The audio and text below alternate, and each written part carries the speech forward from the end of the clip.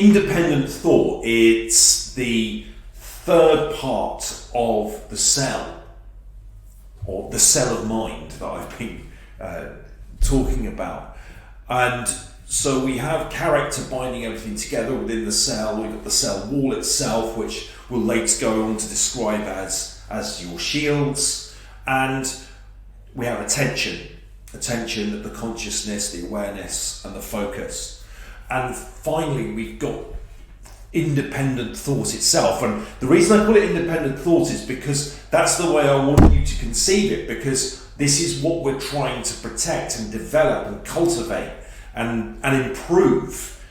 It's independent thought itself.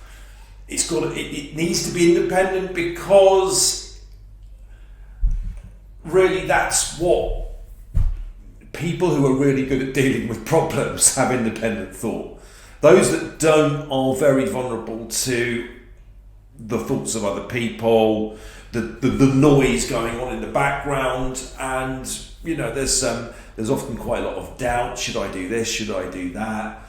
They're not very good at strong framing problems. Independent thought is a very important characteristic, and that's it. We're coming back to this idea of character again. And character is really best served and developed with this ability and this capacity to be critical, to know that what you're often listening to is opinion and not fact, to try and be dedicated to the truth, and I'd say just as importantly, from a different aspect, the reality of what you're experiencing. So, for example, if you receive a piece of information, you're watching some news, someone's giving an opinion, we really want to know or develop an ability and a drive to find out what is real, what's really going on here.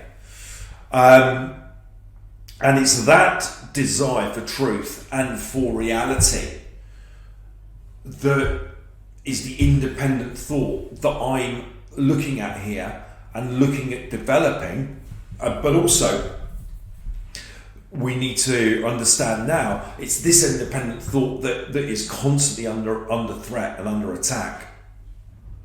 But it needs to be weaponized. We need to turn it back on the world, so that we can much better deal with the pressure and the problems that are thrown at us, and that we need to deal with in order to grow.